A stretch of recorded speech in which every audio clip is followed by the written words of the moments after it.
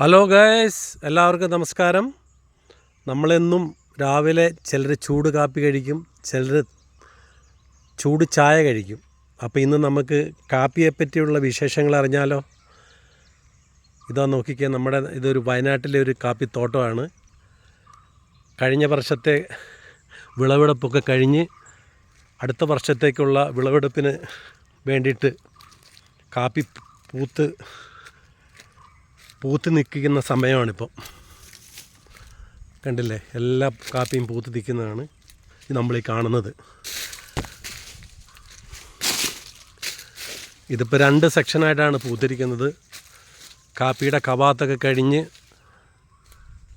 പണികളൊക്കെ കഴിഞ്ഞ് നിന്നപ്പോഴാണ് നല്ലൊരു മഴ കിട്ടിയത്. 2 നല്ല മഴ കിട്ടി.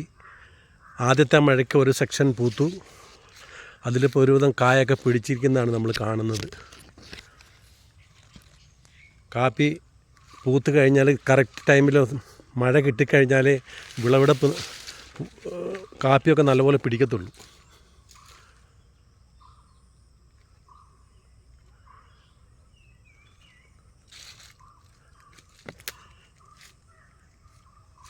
ഇപ്പം നല്ലപോലെ പൂവായിരിക്കുകയാണ്. ഇനി ഈ പൂവ് 2-3 ദിവസം കൊണ്ട് കരിഞ്ഞുണങ്ങിപ്പോവും.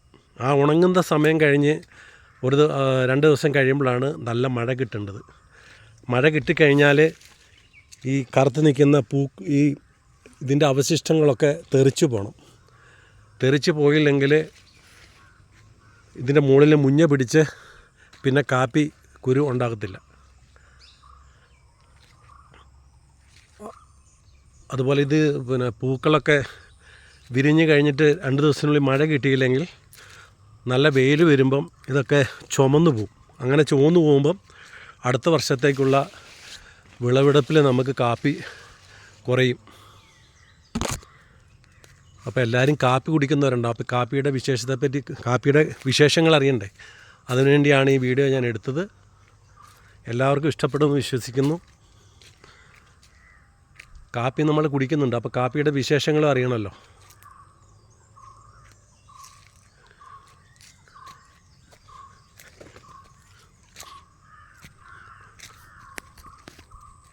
എല്ലാം ഒരേപോലെ പൂത്ത് നിൽക്കുന്ന സമയമാണ് ഇപ്പോൾ. ഇപ്രാവശ്യം വയനാട്ടിൽ നല്ല ക്ലൈമറ്റാണ് കാപ്പിക്ക് കിട്ടിയിരിക്കുന്നത്. അതുകൊണ്ട് അടുത്ത വർഷവും നല്ല കാപ്പി ഉണ്ടാവുമെന്ന് വിചാരിക്കാം.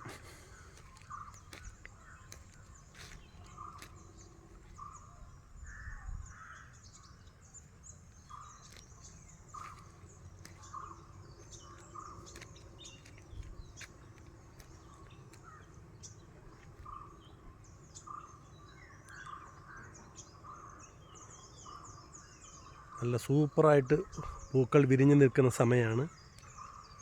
ഇതൊരു 11-12 മണിയോടെയൊക്കെ വാടി തുടങ്ങും. അതിനു മുമ്പ് എടുത്തു കഴിഞ്ഞാലേ നല്ലപോലെ വീഡിയോ കിട്ടത്തുള്ളൂ. എല്ലാവരും കണ്ടു കാണുമല്ലോ. അടുത്ത ഒരു വീഡിയോയുമായി വരുന്നത് വരെ എല്ലാവർക്കും നമസ്കാരം. Thank you.